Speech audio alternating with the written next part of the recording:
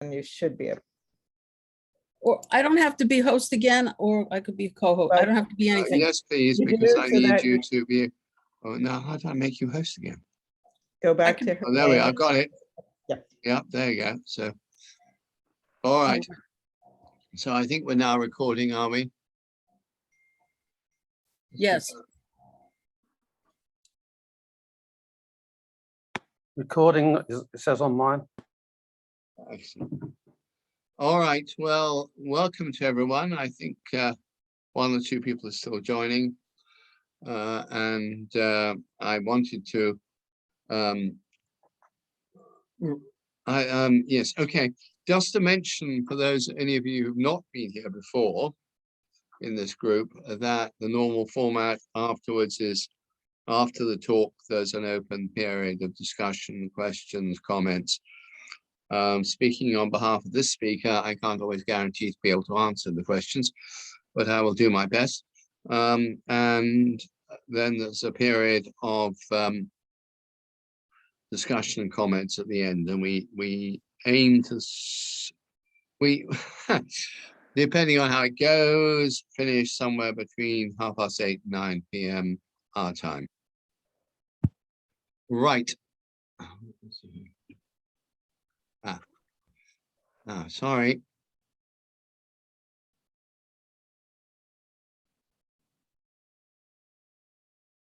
I remember the excitement of looking at a book of James Pollard's Stagecoach Prince, which my father gave me for my birthday as a teenager. I believe that he must have left the price in it by oversight. 4 guineas. Yes, I'm old enough for guineas. They wonderfully evoked that final era in which speed was defined by the swiftness of horses.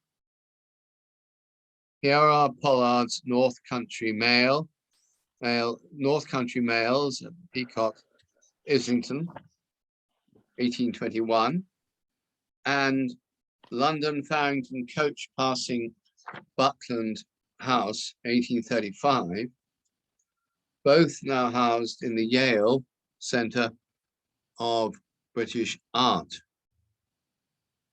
Charles Dickens was nostalgic of the passing era of the stagecoach travel in his first novel, The Pickwick Papers, published in 1836. In Martin Chuzzlewit, published 7 years later, the London stagecoach rattled noisily through the best streets, defied the cathedral, took the worst corners sharpest, went cutting in everywhere, making everything get out of its way, spun along the open country road, blowing a lively defiance out of its key bugle as its last glad parting legacy. Thus it continued clinking, jingling, rattling, smoothing on. So in other words, motorists didn't invent the noise on the roads. Looking back in the October 1860 edition of the Cornhill magazine, William Makepeace Thackeray wrote in an article De Juventute that which formed part of the series, The Roundabout Papers. The vision has disappeared off the silver. The images of youth and the past are vanishing away. We who lived before railways were made belong to another world. In how many hours could the Prince of Wales, future George IV, drive from Brighton to London with a light carriage built expressly and relays of horses longing to gallop the next stage? He concluded, "We are of the age of steam. We have stepped out of the old world onto Brunel's vast deck and across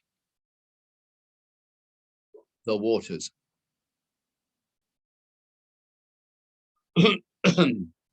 Sorry.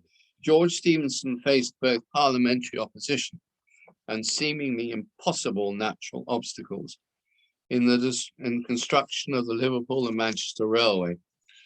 the first ever to link two cities, which opened in 1830. The Duke of Wellington had remarked about the new railway engines.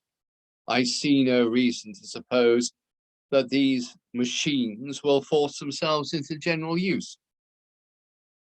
Yet, as Prime Minister, he was there with many other dignitaries to witness the celebratory run of Robert Stephenson's train, the Rocket, on George Stephenson's new railway. Tragedy struck as William Hutchinson was accidentally killed after opening the door to Wellington's carriage. Nevertheless, the Rocket was so successful that virtually all other steam trains were modeled after it. 3 years later, Isambard Kingdom Brunel was appointed as chief engineer for the Great Western Railway, and through a spectacular network of bridges, tunnels, and viaducts, finally linked London to Bristol by 1841. The country was gripped by railway mania. By the 1850s, the whole country was crisscrossed with railway lines, and most major towns and cities in England were connected. John Constable's painting of his beloved Star Valley and Dedham Village was completed in 1815.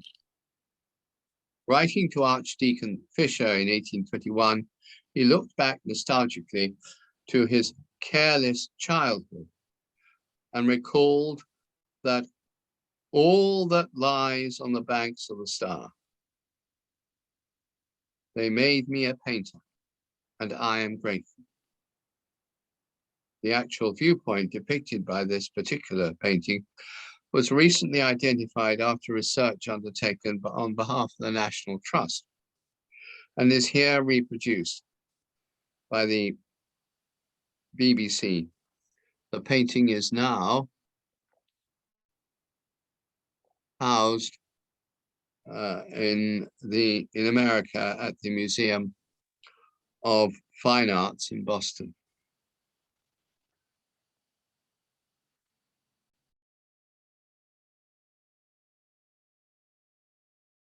His famous painting of the Haywain, which depicted a common scene of rural life, his famous painting of the Haywain depicted a common scene of rural life England in 1821.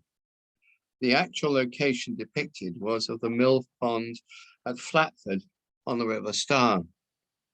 The title, The Haywain, relates to the wooden wagon known as a wain, which was on its way to collect the hay from the adjacent meadow. The painting demonstrates Constable's characteristic accuracy to detail, for which he sketched outdoors, directly from the subject matter. In contrast to the preceding classical tradition, Constable pioneered a realistic trend of landscape painting in what he termed natural painture.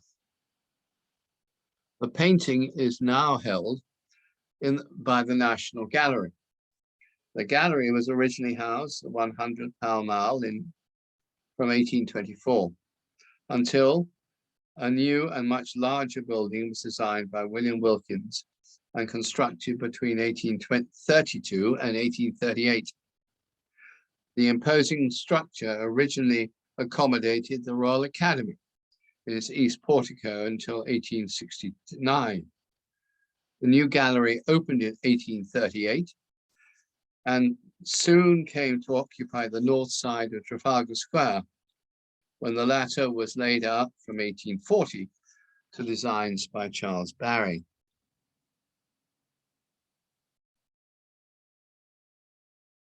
John Constable's later work was dominated by nostalgia for the rural life of his youth.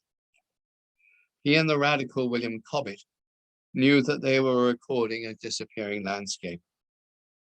Constable through his paintings and Cobbett through his diaries.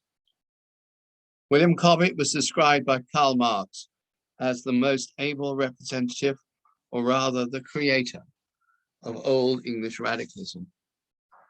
Returning to England from political exile in America, he decided to travel extensively and keep a journal of his travels and encounters beginning in 1821 and published under the title of Rural Reads. I'm sorry, what's wrong with me tonight? Rural Rides. I thoroughly recommend it by the way, as a read. Thomas Carlyle, in his essay, The Signs of the Times, 1829, gave his own epithet on the age he was living in.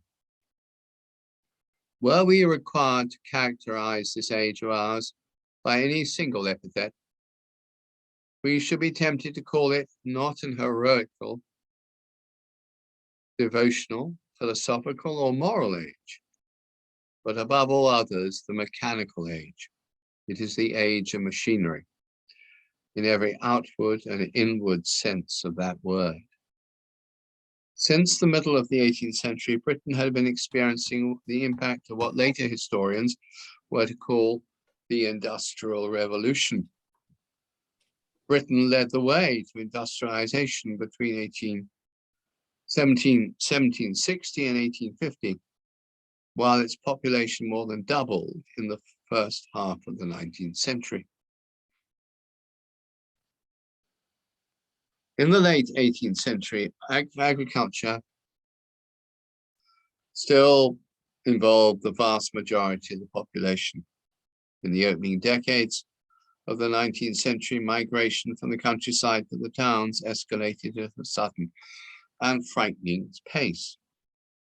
There was considerable alarm at the rate in which the mass movement of people from the countryside occurred. The new and enlarged industrial towns, mainly in the Midlands, where urban populations more than doubled in 30 years. Between the first census of 1801 and that of 1831, by the way, of course, as I just pointed out, the first census in 1801. So the figures given here by the Illustrated London News for the earlier decades are, to put it mildly, estimated populations, which later historians have considerably questioned. Manchester's population rose from 329,000 to 700,000. Liverpool's from 78,000 to 165,000. Leeds from 94,000 to 183,000. It has been estimated that the population increase between 1800 and 1831 was around 50%, and that between 1831 and 1851, it increased by a further 25%. In Oliver Twist, Dickens described the conditions of a London slum called Jacob's Island. Crazy wooden galleries with holes from which to look upon the slime beneath, windows broken and patched, rooms so small, so filthy, so confined, that the air would seem too tainted even for the dirt and squalor which they shelter. Dirt smeared walls and decaying foundations. Henry Mayhew's description was very similar. The water of the huge ditch in front of the houses is covered with a scum and prismatic with grease. Along the banks are heaps of indescribable filth. The air has literally the smell of a graveyard. Mayhew's work was later published in a groundbreaking work, London Labour and the London Poor, which revealed in detail the conditions in which these people were forced to live. Thackeray reviewed it in Punch in March 1850. A picture of human life so wonderful, so awful, so piteous, so pathetic, so exciting and terrible, that readers of romances own they never read anything like it. That the grief, struggles, strange adventures here depicted exceed anything that any of us could imagine. Yes, and these wonders and terrors have been lying by your door and mine ever since we had a door of our own. We had but to go 100 yards off and see for ourselves, but we never did. We are of the upper classes.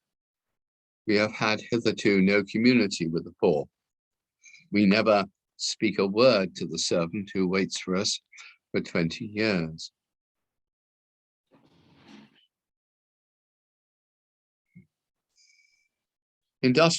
Child labor.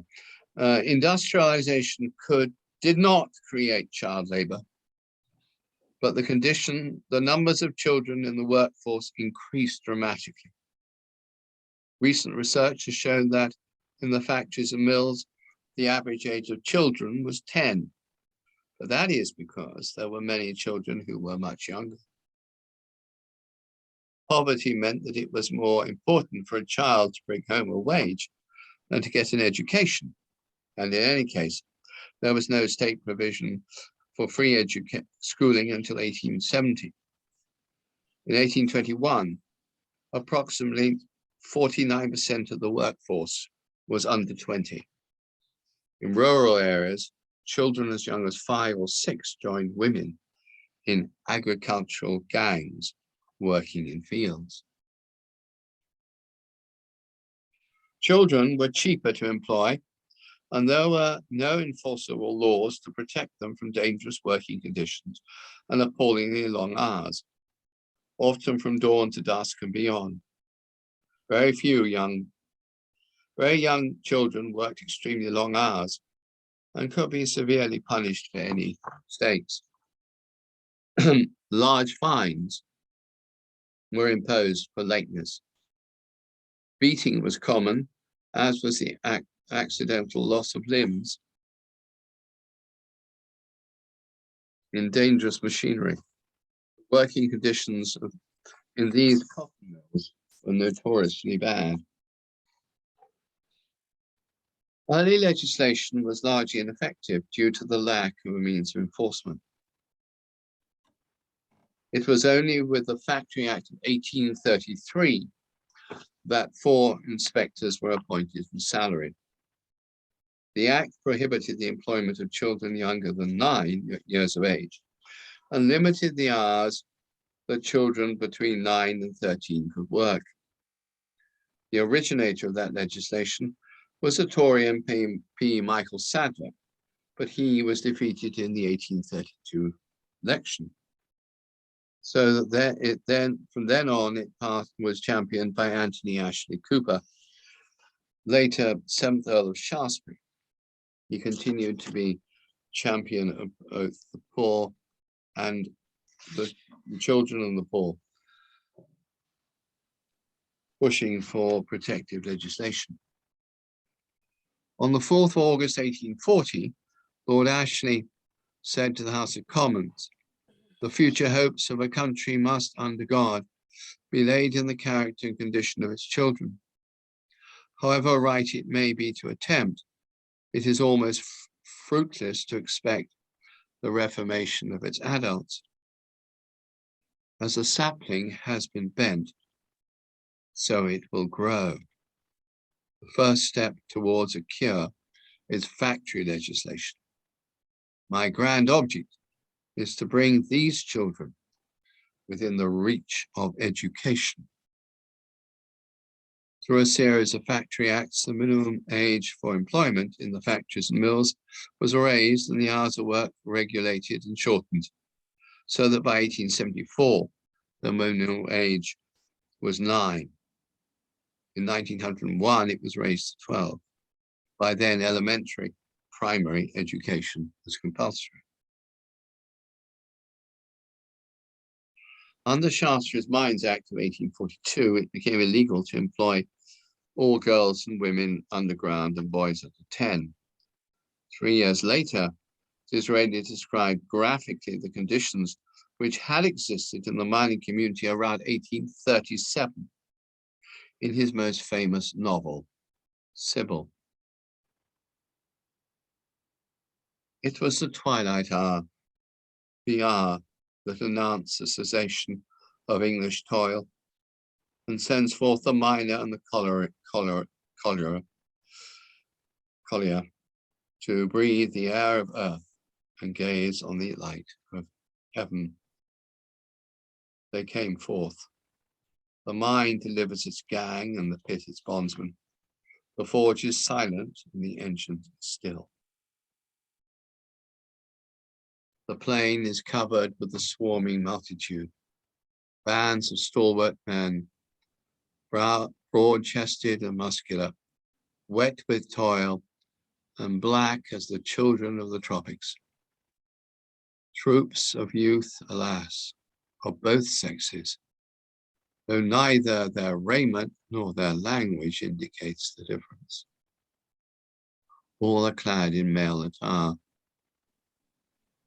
Naked to the waist, an iron chain fastened to a belt of leather runs between their legs, clad in canvas trousers, which on hands and feet an English girl for 12, sometimes for 16 hours a day, hauls and hurries tubs of coal up subterranean roads,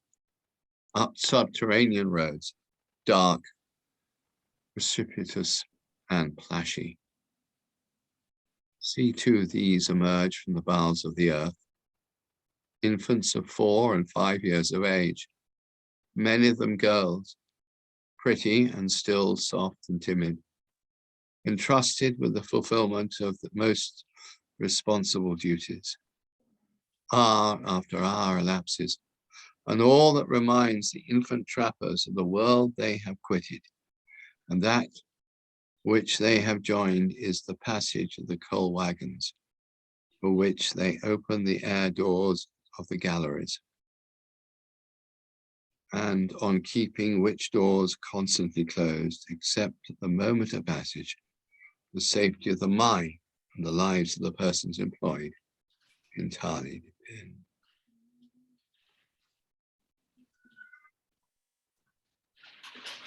The Elizabethan Poor Laws had sought to deal with the mounting problems of poverty and vagrancy. After the dissolution of the monasteries and the religious orders, the Elizabethan Poor Law of 1861 consolidated all the previous legislation into one massive statute. However, with time, it needed amending and adapting through a succession of new laws and schemes, mainly during the 18th century. The parish remained the basic unit for administering poor relief and was held responsible for its own poor. Therefore, the law relied greatly on parochial, unpaid, and non-professional administrators. Parishes were small and their finances were too feeble to cope with the unusually heavy burdens such as those experienced between 1815 and 1821. The cost of poor relief reached new peaks even in relation to increased population. From 1815, post-war political and social unrest, the industrial and agricultural depression, and the increase of unemployment contributed to changing attitudes towards the poor. Furthermore, to the rational mind, there was a real problem with the old poor law, well summarized by the historian Anne Digby. Variety rather than uniformity. I've got this wrong around. Oh no, that's right. Variety rather than uniformity characterized the administration of poor relief in England and Wales, and at no period was this more apparent than the decades before the national reform of the Poor Laws in 1834.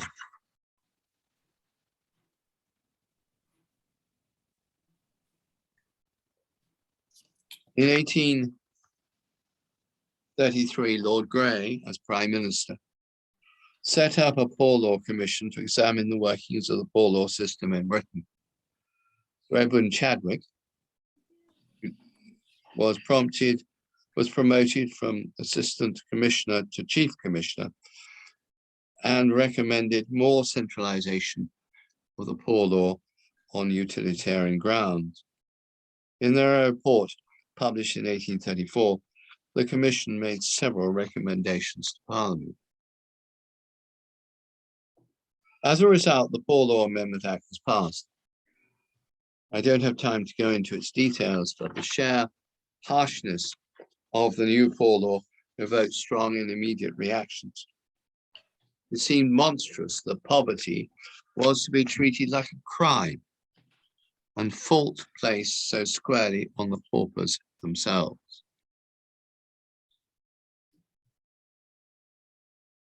In the 1830s, the working classes were without effective trade unions, legal protection, nor any safety net except against the slide into periodic depression and slump. They were also excluded from the vote. The trade depression and fiscal crises of the late 1830s brought real hardship, which was ignored by Melbourne's ineffectual Whig government. The Whig reforms of the 1830s, as we shall see, were institutional, placating the demands of the newly enfranchised upper class, middle classes. There was no attempt to address social or economic issues apart from the infamous New Poor Law. This failure fueled the growth of Chartism, which took its name from its six-point charter. The political agenda of the Chartists should not be taken to mean that it was not also a bread and butter issue. One of their most radical leaders, John Rayner Stevens, commented, "This question of universal suffrage is a knife and fork question, a bread and cheese question." The Chartist leader and MP, Thomas Attwood, presented their 1839 charter to Parliament and summed up the grievances of the working classes. They had seen no attempt to relieve their sufferings, whether they were handloom weavers, artisans, or agricultural laborers, no matter what they might be. Still, there was no relief. In reality, not only were there several causes of Chartism, but those causes varied regionally. The reasons for the ultimate failure of Chartism can be shown by comparison with those which brought about the success in the same period of the Anti-Corn Law League. The latter's campaign remained focused on its primary objective, the repeal of the 1815 Corn Laws. It was in accord with the spirit of the age and drew its support from the newly enfranchised and their parliamentary representatives. Oh, by the way, could you please, or I forgot to ask this, could you please all mute yourselves? I should have asked that at the beginning. Thank you. And then unmute when we finish. Furthermore, its agitation remained peaceful. Even the demands of the Charter were unrealistic at the time. Universal male suffrage, let's say the vote for every man, was not realized until 1918, while the secret ballot was only granted in 1872, equal constituencies in 1885, the repeal of property qualifications for MPs in 1858, payment of MPs in 1911, and annual parliaments, the sixth point, was regarded as too impractical to ever seriously be contemplated by legislators. The division within Chartism between those who advocated peaceful means, known as moral force, and those who advocated violence, known as physical force, proved to be its undoing, alienating support within the upper and middle classes. As early as 1839, one handbill contained this poem. Let the sons of England, let England's sons then prime her guns and save each good man's daughter. In tyrant's blood baptize your sons, and every villain slaughter. By pike and sword your freedom strive to gain, or make one bloody Moscow of old England's plain. With the renewed prosperity of the end of the 1840s, the movement simply fizzled out. The abolition of slavery. Evangelicalism began to enter the mainstream of the Church of England late in the 18th century. It expressed John Wesley's own concern for social issues and his abhorrence of slavery, most notably in the Clapham sect. This was a group of young clergy and parliamentarians committed to the abolition of the slave trade and led by William Wilberforce, to whom incidentally John Wesley, at the very end of his life, wrote an impassioned letter against the slave trade. The transatlantic slave trade was the largest forced migration in history. The slavers operated a triangular trade. By the late 18th century, the main route was from the British ports with goods to sell in West Africa. Новый Please. начался семинарчик. Please mute. Thank you, Ну ты Nina. даешь. Nina, please mute. Thank you. Thank you. Thank you very much. Spasiba. They took them to the American colonies, latterly the southern states and the Caribbean, where they were exchanged for sugar, tobacco, and cotton, which were then sold back to Britain. Thus, the slaves formed a dehumanized cargo for the infamous Middle Passage, where they were crammed and shackled below deck in such appalling conditions that many of them died en route. I'm sorry, this is a bit depressing so far. We'll change a bit later. And many of them died en route. The abolitionists faced a formidable opposition of powerful interests and lobbies. Wilberforce, as an independent MP, continuously introduced bills with impassioned speeches. Defeat after defeat did not deter him until final success in 1807. Thenceforward, the Royal Navy policed the oceans. Between 1808 and 1860, it successfully freed 150,000 Africans, mainly from American slavers. The final abolition of slavery itself had to wait until 1833. The cause was taken up by Wilberforce, Thomas Clarkson, Thomas Buxton, and Elizabeth Fry, among others, in the intervening years. In the 1820s, there were not only petitions and parliamentary resolutions, but also slave rebellions.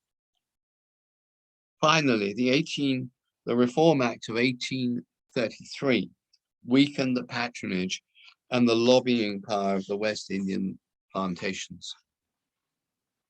Lord Stanley, as colonial secretary, successfully carried the bill for abolition the following year. Wilberforce joyfully received the news on his deathbed. Parliamentary reform. Just one moment.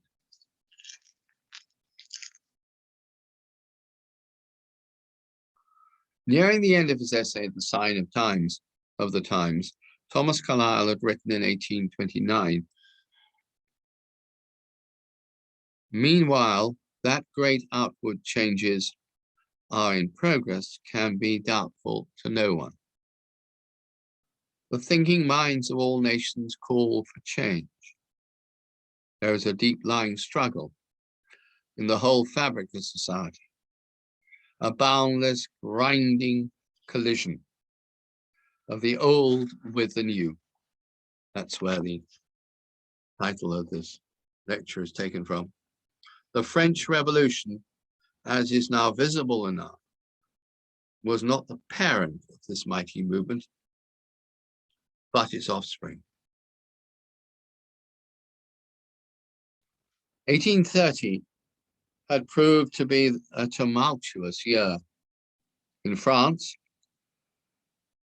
King Charles X was overthrown in the July Revolution and replaced by the more moderate and constitutional Louis Philippe, the Duc d'Orléans.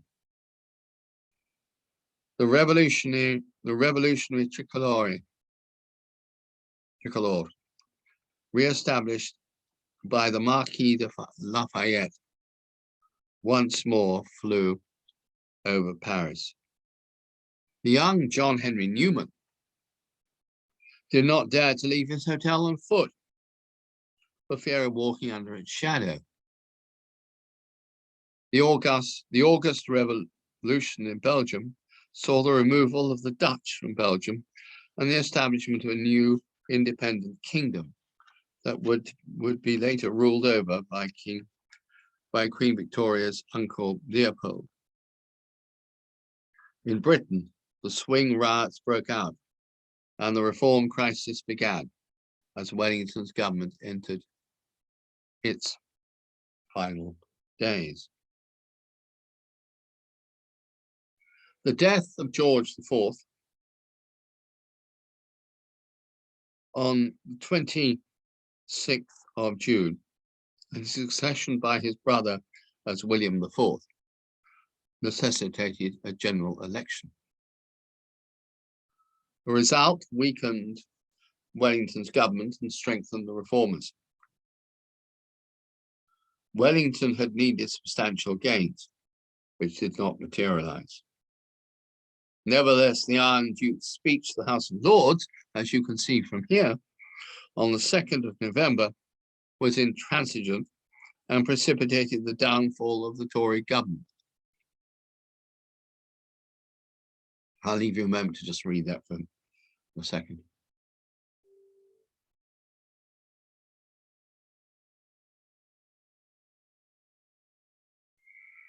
The new Whig government, under the second Earl Grey, whose portrait you saw a little earlier, was committed to parliamentary reform. And their case was a strong one. They claimed that the current reform crisis raised the spectre of revolution. There were also manifestly large levels of what was termed old corruption. The new emerging middle classes constituted a new form of property, as yet unrepresented.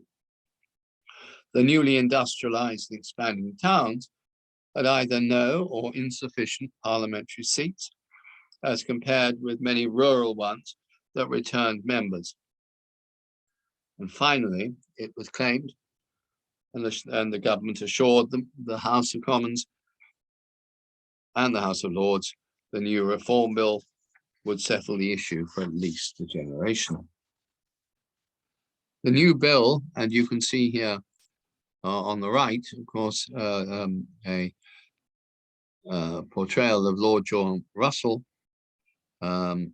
introducing the first reform bill in 1831.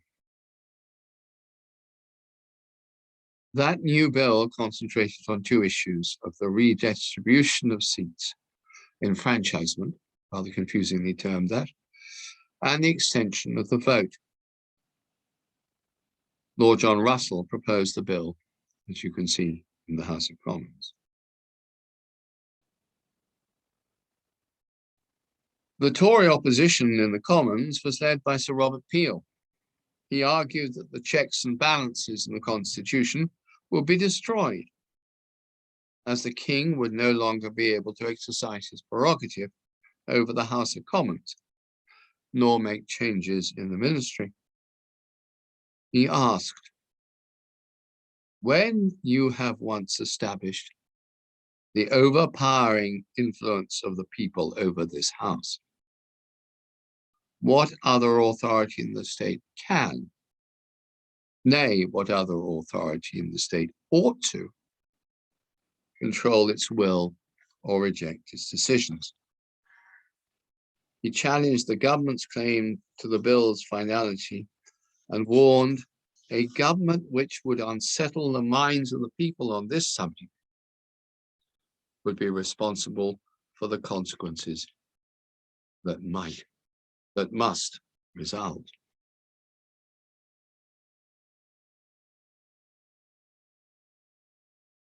The general election of 1831 resulted in a large majority for reform.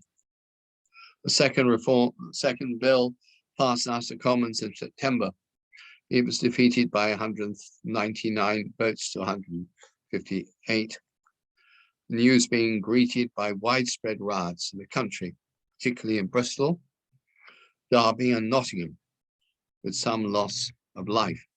Finally, the third bill received the royal assent on the 7th of June, 1822.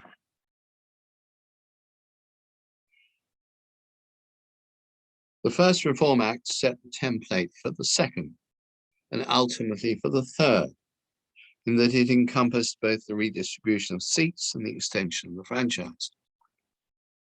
Furthermore,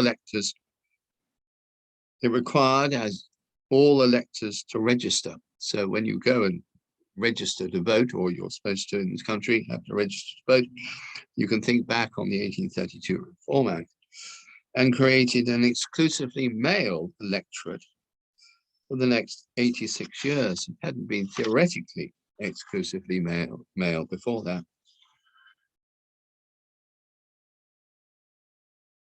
No. 2 years later, in 1834, the House of Commons was off, please, a second. Thank you. 2 years later, in 1834, the House of Commons and most of the old Palace of Westminster was destroyed by fire. King William IV, Peel and Wellington, yes. The scale of the Tory defeat in the general election to the Reformed Parliament of 1832 was unparalleled until the defeat of John Major's government in 1997. So Robert Peel could only rely on 179 out of 658 MPs. In November 1834, King William IV dismissed Wellington.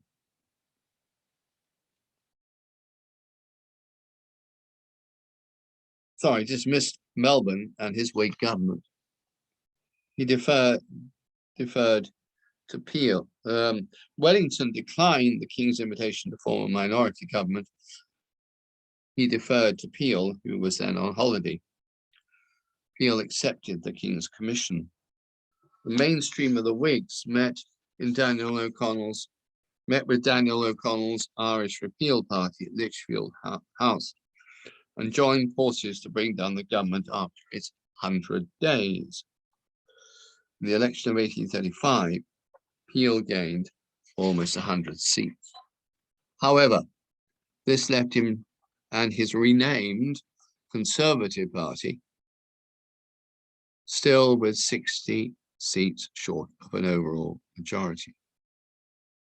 Peel resigned, and the frustrated William IV had to recall Melbourne. This was to be the last time that a monarch dismissed a government. The new Reform Act had assured that no premier can survive without commanding a majority of the House of Commons.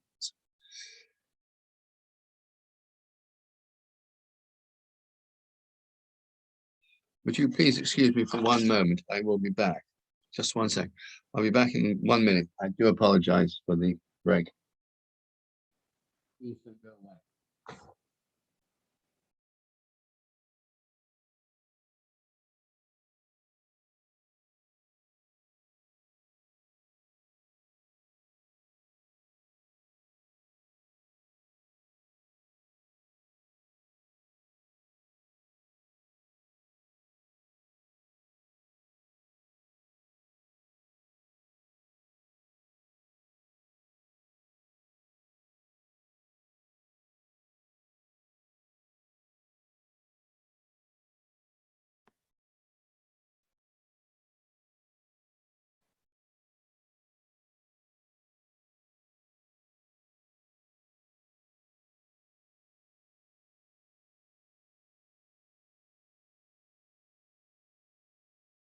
How is everybody? Are you all well?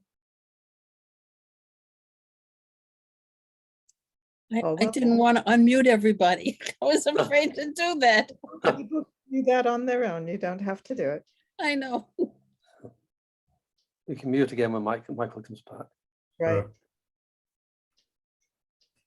Oh, dear. It's going well. Well, the good news is we have 23 participants, which is really quite good. Okay, we'll all mute again. Thank you very much for keeping the troops entertained. And we are in the last, very near the end. So thank you for all staying, and thank you, Lorraine, for providing the intermission entertainment. The Municipal Corporations Act, local government. There was no real system nor uniformity in local government, and indeed the term local government was not yet in use. The Whig government established the Royal Commission, which investigated the corporations, today known as town councils, that administered towns. They discovered that there was diversity in composition and electorates, and these municipal corporations, as well as inefficiency, abuses, corruption, and in the exercise of duties. If you want to hear about certain evidence of my great-grandfather on this, I'll tell you afterwards, great-great-grandfather. There was also a clear need to create more boroughs. The result was the Municipal Corporations Act of 1835. The act sought to rectify the same kind of issues that the Reform Act had done for parliamentary constituencies. It replaced disorganized and haphazard structures and established uniform practices in the election and composition of these corporations, town councils. While councils were now empowered to make social improvements, they were not compelled, and many took no action at all until the first Public Health Act of 1848.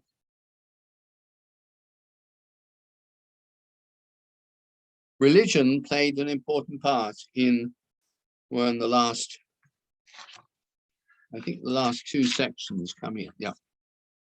The monarchy after this, yeah. Religion continued to play an important part in British politics.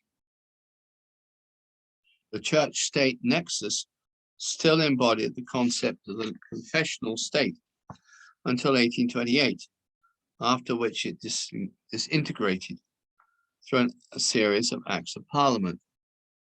In 1828, the government gave in and repealed the laws which formally barred non-Anglican Protestants, known as dissenters, from political office. Now these dissenters had political equality. This only served to highlight the case for granting the same to Roman Catholics. Faced with the spectre of widespread disorder in Ireland, Wellington and George IV capitulated and granted Roman Catholic emancipation in 1829. The Anglican monopoly on power had been broken.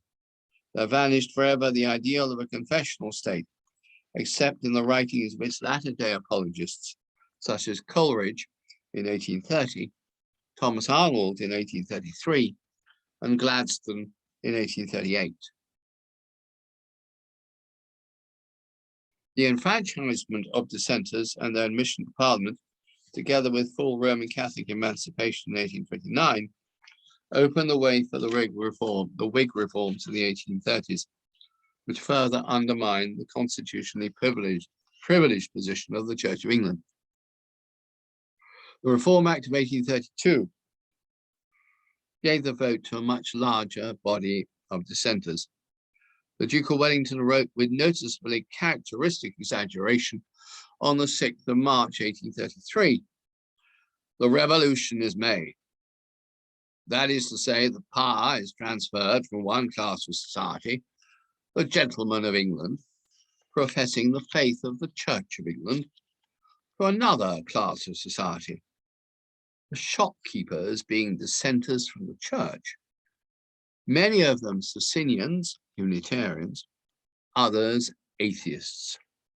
He even went so far as to suggest of the newly franchised, these are all dissenters from the Church. Meanwhile, the Church of England itself faced internal and external problems, which developed into a crisis by the 1830s. Firstly, the Church suffered from a maldistribution of both its human and financial resources. In 1833, Dr. Thomas Arnold, the headmaster of Rugby, on whom most of you know I'm supposed to be writing a book, published the Principles of the Church Reform, in which the future Regius Professor of Modern History at Oxford outlined that the history of why the Church of England was facing urgent problems. As the population increased and began to congregate in large masses in those parts of the country which before had been thinly populated, the Church required an enlarged machinery at once flexible and powerful. What she had was both feeble still and feeble. The Church of England still maintained the same diocesan map that it had at the end of the reign of Henry VIII. Diocesan and parochial structures mirrored the outdated distribution of seats in the unreformed Parliament of before 1832. In the north of England, there were only 6 vast dioceses.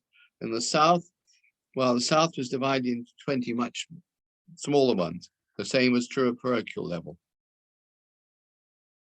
The situation was made worse by what were, at the very least, questionable practices. Sorry, I was supposed to show that map of the diocese of Oxford, England. By the way, when I said about the parochial level, rural Norfolk had 731 parishes and Suffolk 510, while Lancashire had only 70 and the West Riding of Oxford 193. In London, there were only available seating in churches known as accommodation for 11% of the population, and in Leeds, a mere 5%. The situation was made worse by what were at the time, at the very least, questionable practices: pluralism and absenteeism, sinecures and nepotism. Pluralism meant holding benefices livings of more than one parish and drawing stipends, salaries from them.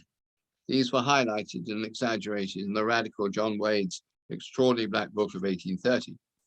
Melbourne's Whig government responded with a number of reforming acts.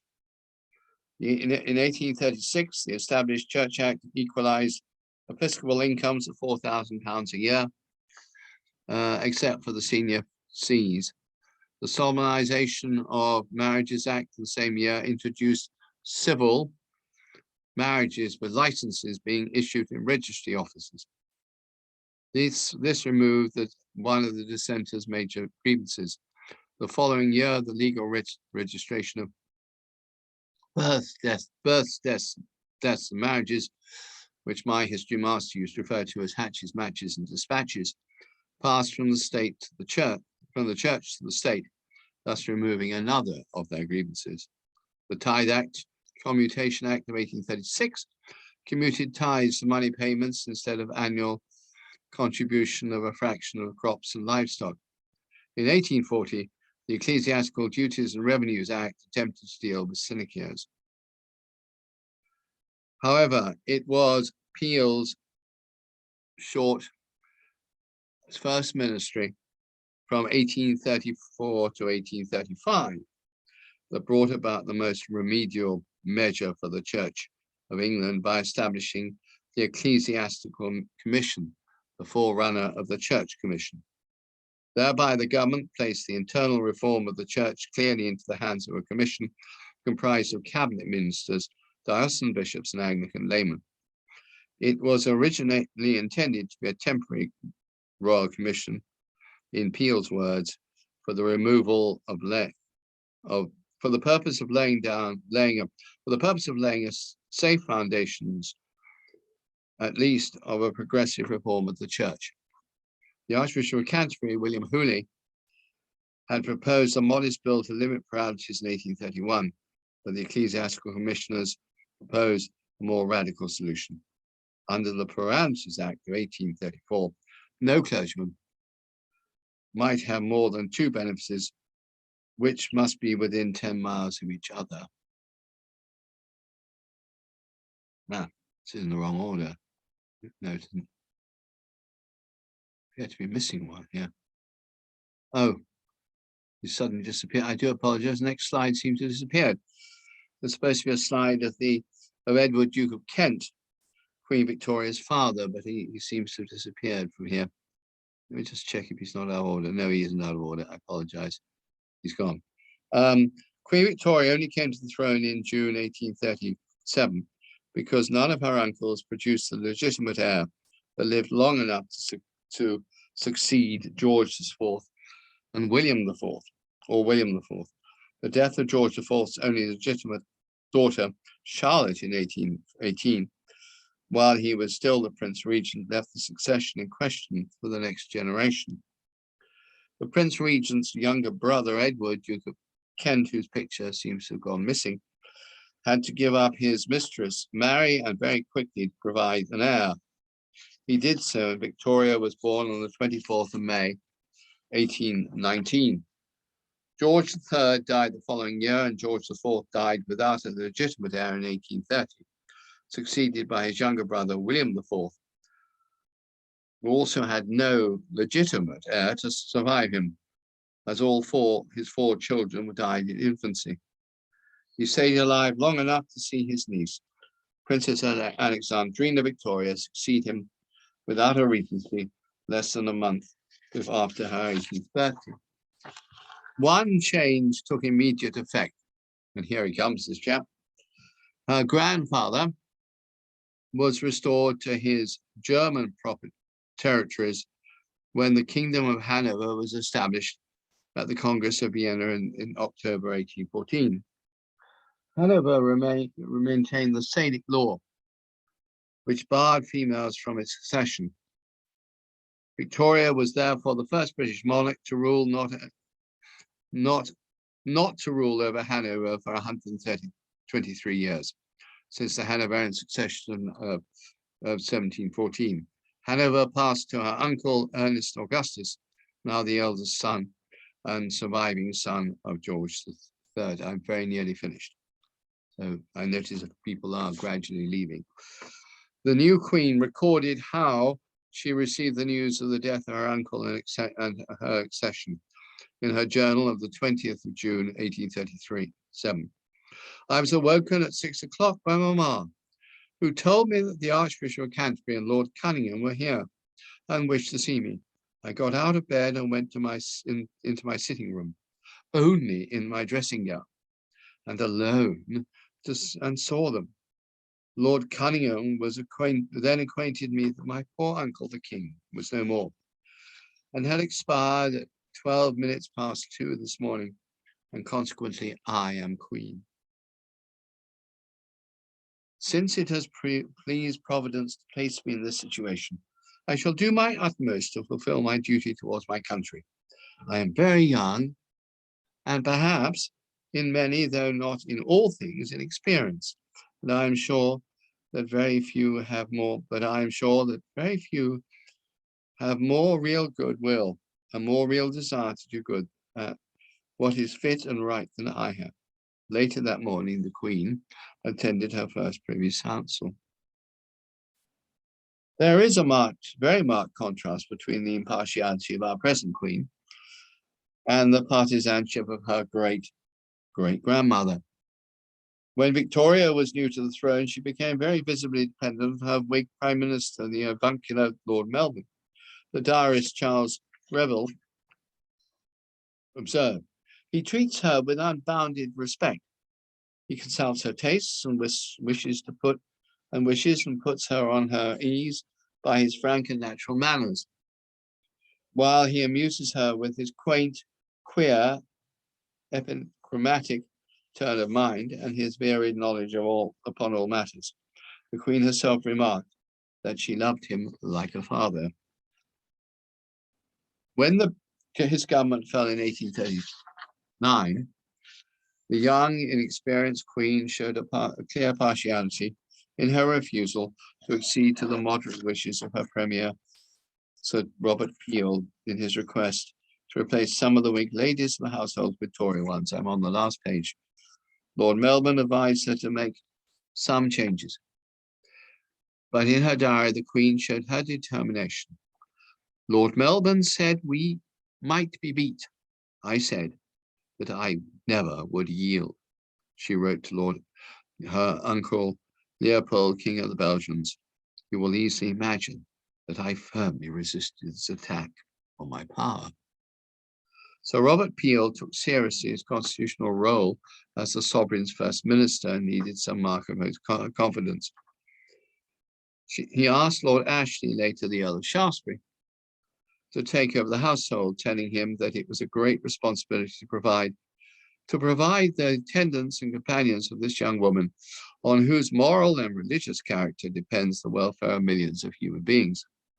Having failed after 2 interviews with the Queen, Peel asked the Duke of Wellington to intercede. He also failed, as the Queen, still only 19, rather strangely inferred that some actually meant all. Peel sought the opportunity of his courteous resignation speech on the 13th of May to the House of Commons to provide the explanations which I feel it my duty to offer with regard to the circumstances which have induced me to relinquish the attempt to form an administration for the relief of public service.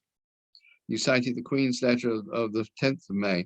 The Queen, having considered the proposal made to her yesterday by Sir Robert Peel to remove the ladies of her bedchamber, cannot consent to adopt a course which she conceives to be contrary to usage and which is repugnant to her feelings. Melbourne resumed office after what became known as the bedchamber crisis. It is only after her marriage to Prince Albert that Victoria began to respect Peel, who won the 1841 general election in the first ever single party government. Let me end by saying something very briefly about Lord Melbourne, both in reality and in the film Young Victoria and the ITV's Victoria. William Lamb, 2nd Viscount Melbourne, was born on the 15th of March, 1779. So he was already 58 when Victoria became Queen. The portrait by Sir Edward Landseer in the National Portrait Gallery shows him as he was in 1836. In the film Young Victoria, he was far too young and looked too glamorous. And the same mistake was made in the casting of Rufus Sewell in Victoria, although he bore a closer resemblance. Thank you, and I'm sorry that it's taken so long, and these 3 people have departed this life, not departed. Thank you everyone, for those of you who were able to stay, of course. Thank you, Michael. Thank you. Thank you, Michael. Thank you, Michael. Now, any questions, any comments, anything anyone would like to? There's an awful lot in there. I'm afraid I should have probably left something like the church out or something because it was a bit long, but we started a bit late as well. And I had to go to the lavatory in the middle. I apologize too. So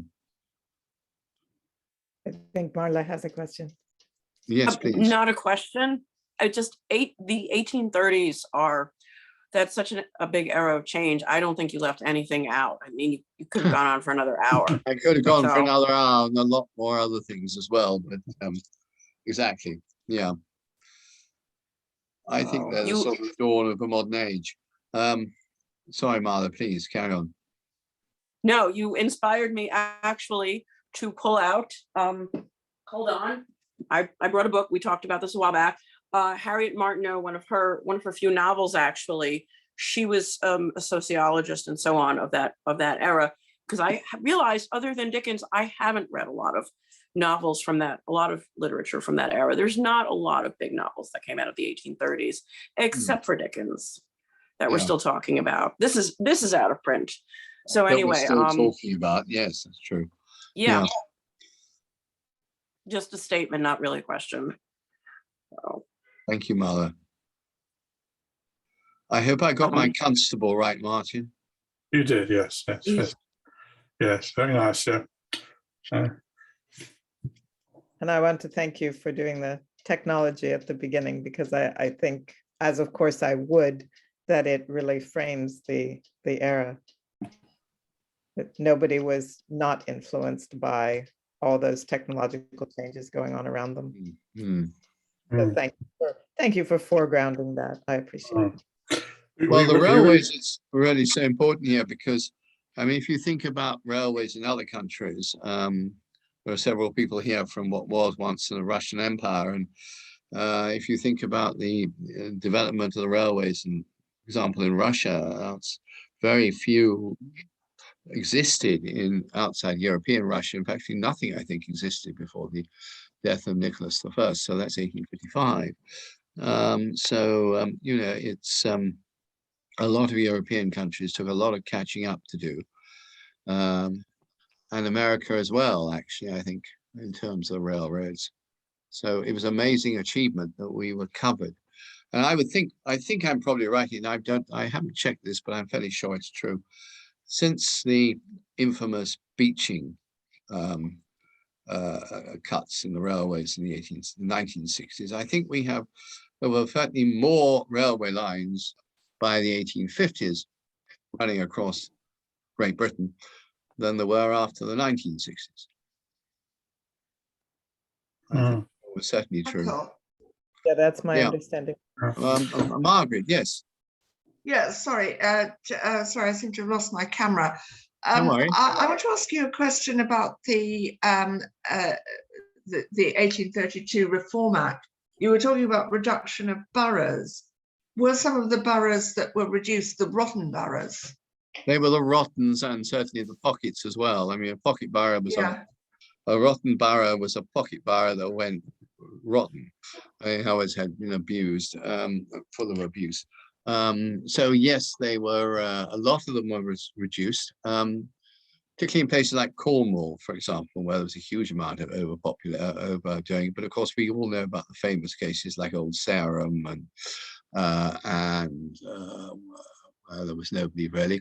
Appleby in Yorkshire, where I think there was a pigsty. Some of these places simply had no human beings at all, let alone ones that were on the electorate. So they were removed and replaced by ones in the cities and towns. In fact, if you look at what Lord John Russell said in his speeches and what the government's proposed, the redistribution of seats was a far bigger part of that reform bill than the extension of the vote. Yeah. Yeah, thank you.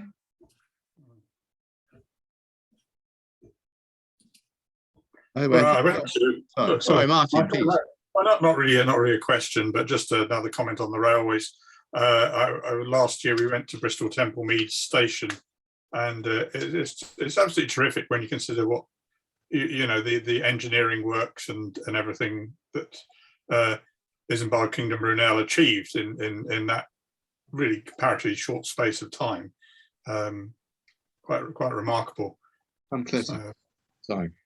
Yeah, Patty. My wife was listening.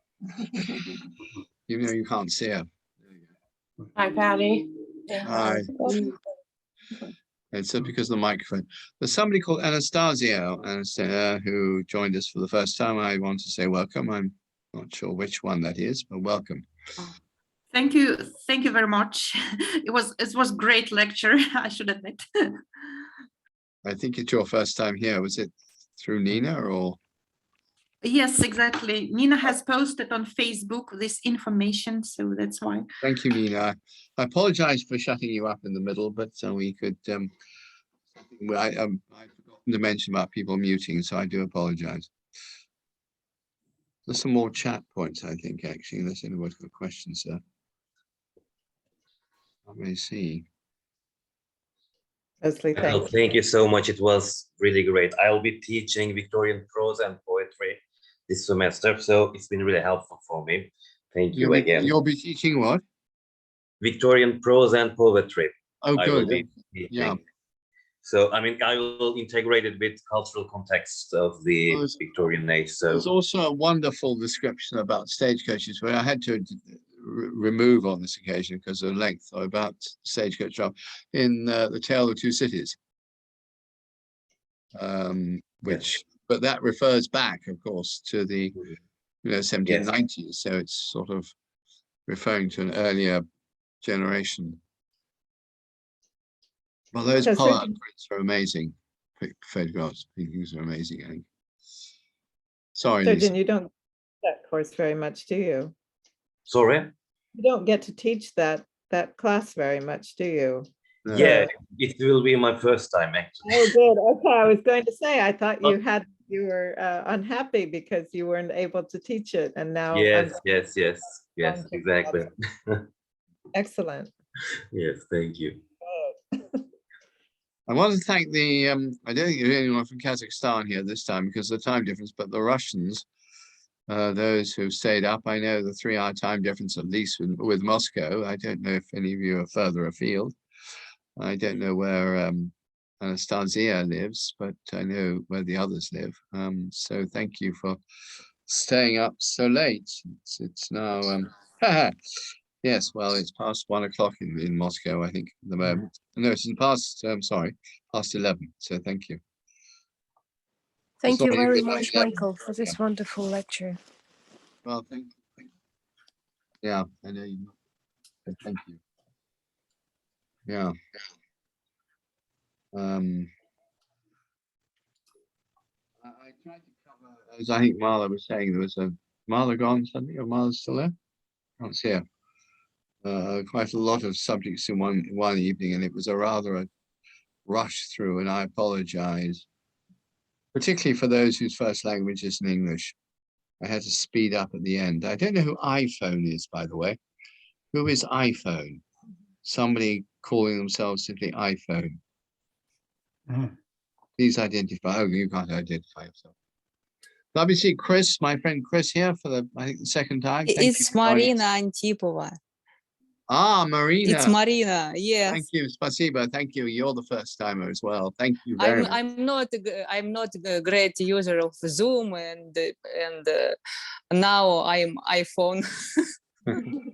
And I know that your English, is, you may have found that difficult to understand, but it will be available on the videos. I expect you. Did you find it difficult to understand? Next time. What? Did you find it difficult to understand? Yes, it is. It's difficult for me to understand exactly. But I will try. If there are questions, then do ask. Good evening, Tom. Nice to have you with us. Thank you very much, Michael. Nice to see you again. And indeed, from Svenja, welcome from Germany. Oh, you're twice here, Svenja, actually, at the moment. I think so. Lena, thank you, everyone, for coming. So, I mean, Alban, in terms of novels, were there any other great novelists I should have included in the 1830s? Mary Shelley's Frankenstein comes to mind. It was a little early for 1830s, but yeah. Of course, yeah. Thackeray perhaps started writing then. Sorry? Maybe Thackeray had started writing like in the Lady 1830s. Maybe Thackeray, yeah.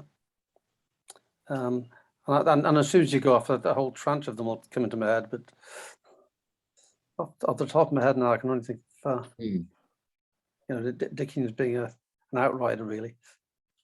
Yeah. And of course, the railways had a big influence on him selling his first novel, or at least Nicholas Nickleby, was delivered across the country by the penny postage stamp, and the railways had a big influence in spreading that. Beginning, of course, 1840s, I couldn't mention. The other thing that's important about railways is that we have actually got standardized time. Yeah. that had to be standardized because Yeah. timetables that came in later.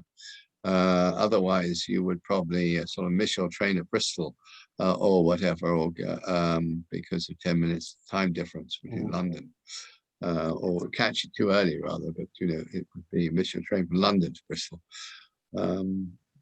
So they had to standardize times. But I think it was, I mean, if you think about it, it was amazing. Really unequal until the aeroplanes, so the airplanes. But you know, the kind of speed, people were terrified by this thing. This monster that traveled without horses or anyone pulling it. Kicked out steam and made a noise and all the rest of it, and they were quite frightening, I think, for a lot of people. And even Yeah. as, yeah. Were terribly frightening as well. I mean, the boilers exploded. The first for doing this. I mean, they were frightened for a reason. The things Exactly. I was just saying that there's that wonderful description in Dombey and Son of the railway journey. To set aside your stagecoach journey. Oh, there's a wonderful description there.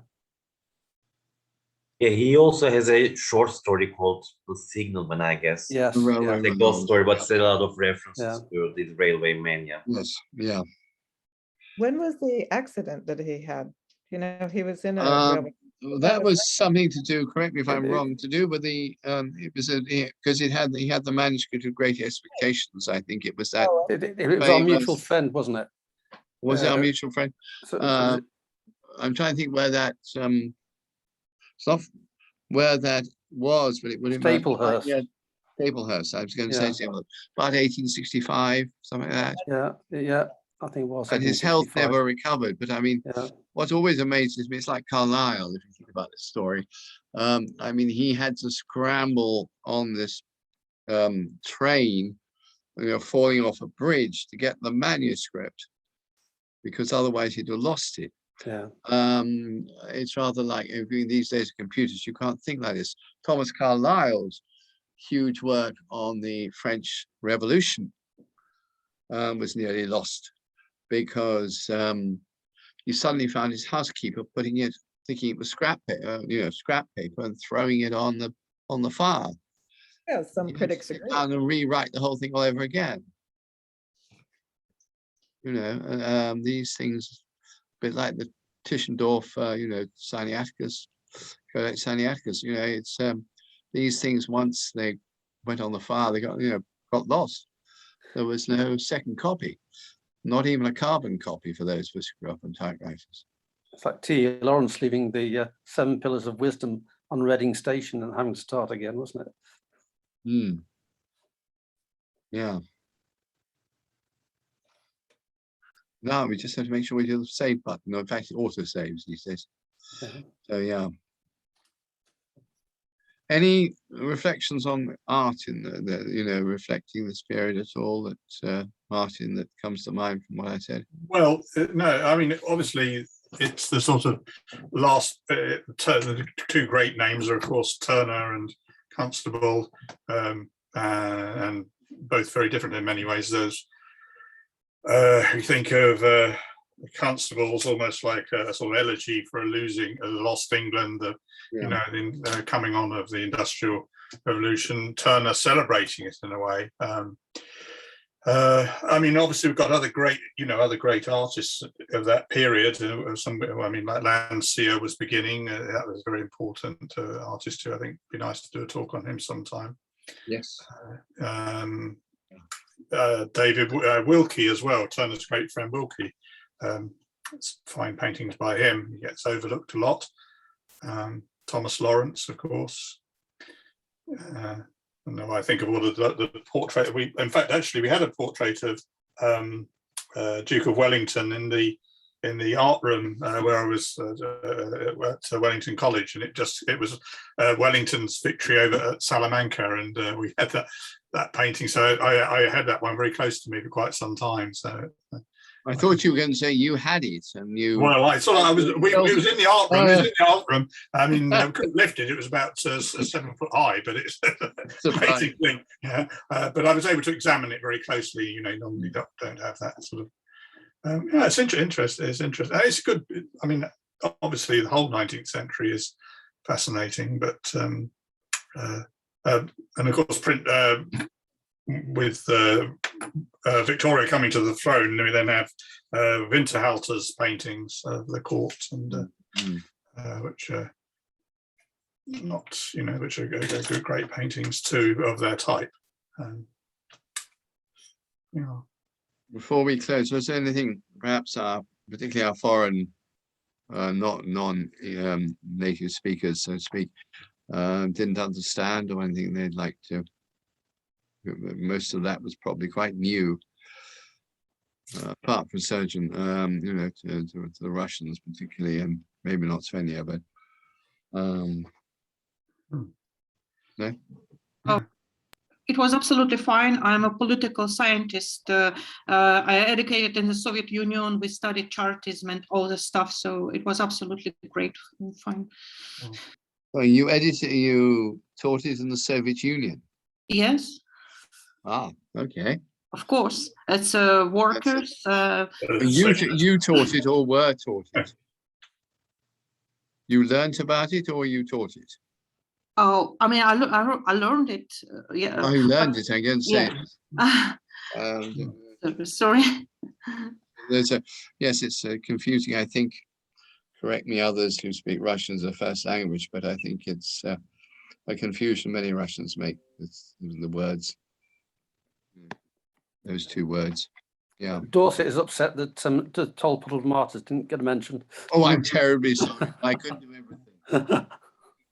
Well, the Tolpuddle Martyrs, one of my claims to fame was, no, I'm not waiting for everybody to leave suddenly. I spent 8 weeks of my 17th year as a communist, for reasons I won't go into at this stage. And I went to the Tolpuddle Martyrs, I think, with the General Secretary, the Secretary of the Communist Party, of somewhere down there, and I remember standing behind with a banner, standing behind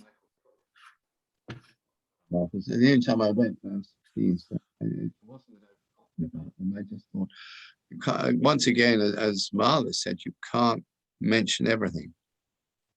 It was. I'm sorry about them, but would you like to say something about the Masters before we go?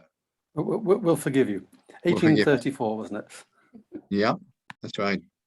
Michael, I have to say, it must be a testament to the interest in this topic, the 1830s in general, that you had 23 people tuning in. So Yes. I think you should take points for that. Thank you. Several of them friends, so I'm very grateful to coming, and thank you. And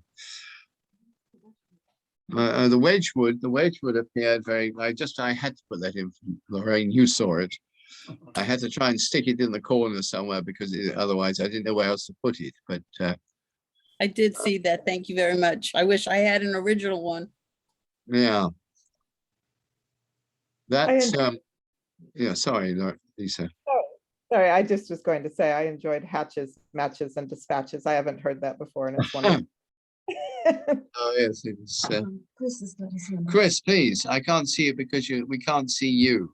Yeah, sorry, I'm having to do this from my phone, basically, because I'm still operating my work computer on my desk. But no, fantastic. And I really like the Thackeray quote at the start as well, which, you know, sorry, I didn't catch your name, but whoever just said it seems a popular topic. I think it's a testament, obviously, to the quality of the lecture, but also actually the parallels between the 1830s and today are astounding. And especially when you look at that combination of technological, social, political, economic, and international goings on, it really is quite sort of shocking to look at to compare the two together. If you think we're what 30 years since the end of the Cold War, by the latter part of the period we were discussing today, it was a similar period since the end of the Napoleonic Wars. I think there's really a lot of parallels to draw, and it's quite powerful to learn and think about some of those lessons in the context of what we have. For me personally, it remains the railways and the link that has with our new communications technology, the internet. Which is what you're spending most of your time on. Yeah. Yeah, well, the quote that we belong to another world is quite apt. It's really unfathomable what 30 years away will look like in terms of how we communicate with each other. No one would have thought we'd be doing this even 20 years ago. I should point out Chris's whole work is, are you still there? Your job is to bring, is it 5G to the whole country? United Kingdom? No, gigabit capable internet connectivity. I can't translate that to English, let alone anything else. Wonderful. So, well, thanks, Chris, for that. I'm glad you enjoyed it, and I thought you might like also the point that thanks to the whole business of William IV being the last person to be over.